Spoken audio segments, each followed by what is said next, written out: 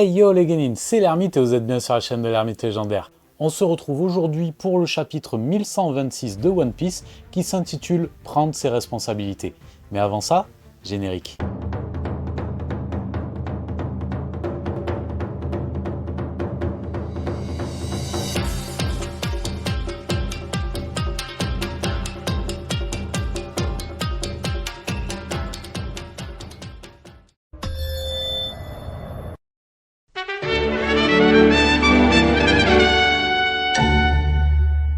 L'illustration du jour nous montre une fois encore le pèlerinage de Yamato.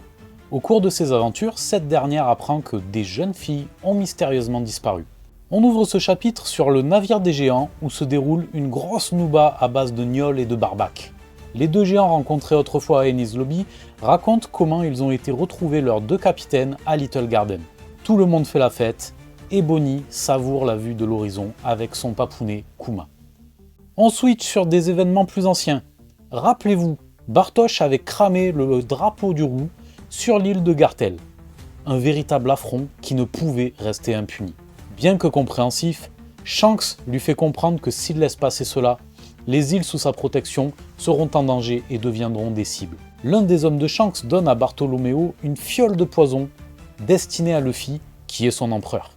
C'est donc à lui de rendre des comptes. Il a 1 mois pour l'empoisonner avec. Mais Bartosz refuse tout net, et il fait un cul sec, préférant se sacrifier que de trahir son idole. Ça, c'est un bonhomme! Oui, monsieur! À sa grande surprise, le poison était un leurre destiné à éprouver sa loyauté envers Luffy. Savourant leur chance, Bartosz et ses hommes mettent les voiles, puisque le roux les a laissés repartir, et décident de mettre rapidement de la distance entre eux. On sait jamais, on va pas prendre de risques quand même. Beckman demande à son capitaine ce qui le fait sourire, et ce dernier répond qu'il est simplement content de voir que Luffy a des subalternes aussi dévoués. Yasopp, quant à lui, est moins compréhensif et n'a aucune pitié. Il coule sans préambule, et malgré une distance de ouf, le navire du Barto Club. On ignore s'il y a des survivants. Retour sur l'île de la Ruche. Barbe Noire passe un savon à Pizarro pour avoir laissé fuir Koby et Moria. D'autant que le secret sur les poneglyphes est désormais éventé. Son équipage lui réaffirme cependant sa confiance pour ce qui est de revendiquer le One Piece. Pour eux, c'est clair, c'est lui l'élu. Teach se console cependant avec la prise de Kuzan, qui a fait prisonnier le vieux héros Garp, avec l'aide de ses hommes. Le bilan est même plutôt bon, car ils ont un autre Joker sous la main, en la personne de Pudding. En effet, la fille de Big Mom et ex-promise de notre cuisinier préféré, Sanji, peut lire les écritures anciennes avec son 3e œil. Lafitte fait un bilan à Teach des agissements de l'armée révolutionnaire. En effet, grâce à son fruit du démon qui lui permet de se téléporter un peu où il veut, il peut observer à Redport les conséquences des agissements de l'armée révolutionnaire de dragons. Ces derniers ont coupé les transmissions de ravitaillement et les dragons célestes n'ont plus de quoi se nourrir. Katarina Devon et Von Augure arrivent à leur tour sur la ruche, accompagnés de Caribou, prêts à livrer les secrets sur les armes antiques à Barbe Noire. Retour au navire des géants, le Great Eric, qui voguent toujours en direction de leur patrie. À la stupeur générale, tout le monde semble s'être évanoui plus tôt, et à leur réveil, ils constatent horrifiés la disparition du Sunny avec à son bord Luffy, Usopp, Sanji, Nami, Zoro et Chopper. Le reste de l'équipage est resté avec les géants et Robin nous sort une remarque obscure dont elle a le secret en se demandant si le Sunny n'a pas été avalé par un poisson géant. Dans un endroit inconnu, une voix, probablement celle de Luffy, invite Nami à se réveiller. Cette dernière a l'impression d'avoir trop bu et se retrouve affublée à son grand étonnement d'une tenue typique d'Elbaf. Avec le gros décolleté des familles, la façon Oda, C'est ainsi que se clôture ce chapitre. Un chapitre très dense cette semaine, beaucoup de choses à relever, mais en gros, pour résumer dans les grandes lignes, Bartosz se fait cartoucher par l'équipage du roux, non sans réaffirmer sa loyauté envers Luffy, ce que j'ai énormément apprécié.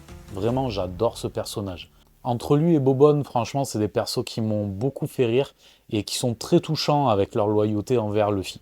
Le festin des géants est assez osef. Moi, ce qui m'intrigue surtout, ça va être est-ce que Kuma va retrouver d'une manière ou d'une autre sa conscience, peut-être grâce à Lilith, voire même grâce aux autres satellites de Vegapunk qui ont survécu, puisqu'on a vu dans le chapitre précédent que Shaka, Edison, Pythagore et je sais pas si j'en oublie un, mais on s'en balèque, vont très probablement retrouver Lilith. Et j'imagine que dans le Punk Record, il doit y avoir peut-être d'une manière ou d'une autre, les souvenirs, une sauvegarde de Kuma. Autre curiosité, l'illustration de la page de garde qui nous apprend que des jeunes filles sont portées disparues, disparaissent tout simplement, sont très probablement enlevées, puisque dans l'illustration de la semaine passée, on pouvait voir que Yamato avait mis en déroute un ravisseur, un kidnappeur, et avait sauvé une jeune demoiselle. Donc pourquoi des jeunes demoiselles? Pourquoi sont-elles la cible de ce ravisseur? Ce ou ces ravisseurs, on ne sait pas. Est-ce que ce serait pas peut-être le groupe des Mads qui enlèverait des jeunes filles pour faire des expériences? Est-ce que César a repris ces expériences douteuses? Enfin, passons. Parlons désormais de Teach. Bon, honnêtement, rien à péter de lui et de son équipage. La seule chose véritablement intéressante, c'est que Garp est toujours en vie.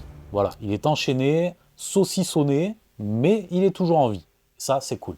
Les dragons célestes n'ont plus de quoi grailler à cause de Dragon et de ses troupes. Donc franchement, c'est plutôt efficace hein, leur histoire là.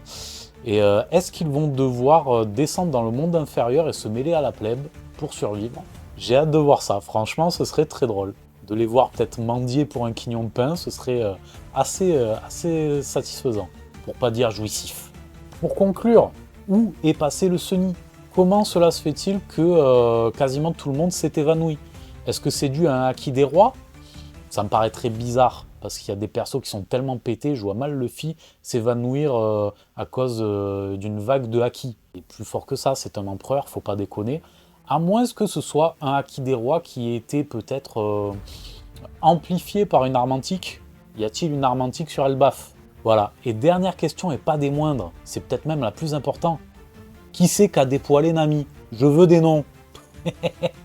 La meuf, elle se réveille, elle se retrouve habillée façon Elbaf, à la mode d'Elbaf, avec le gros décolleté des familles. Voilà, Oda s'est encore fait plaisir. Bon, ça va faire de la figurine sympa ça, hein, quand ça va sortir. Qui est le Vislar qui l'a dépoilé? Voilà, on va terminer sur ça les Genin, je trouve que c'est parfait comme conclusion. N'hésitez pas à me donner vos avis en commentaire, moi j'ai bien kiffé cette petite review. Elle était très riche, hein, très dense, mais voilà. L'essentiel a été dit. N'oubliez pas, si vous avez kiffé, les petits pouces en l'air, moi ça m'aide. Abonnez-vous, likez, partagez, ce serait très cool. Et puis voilà, je vous dis à la prochaine, prenez soin de vous, soyez curieux. Et puis voilà, construisons notre légende. Ciao.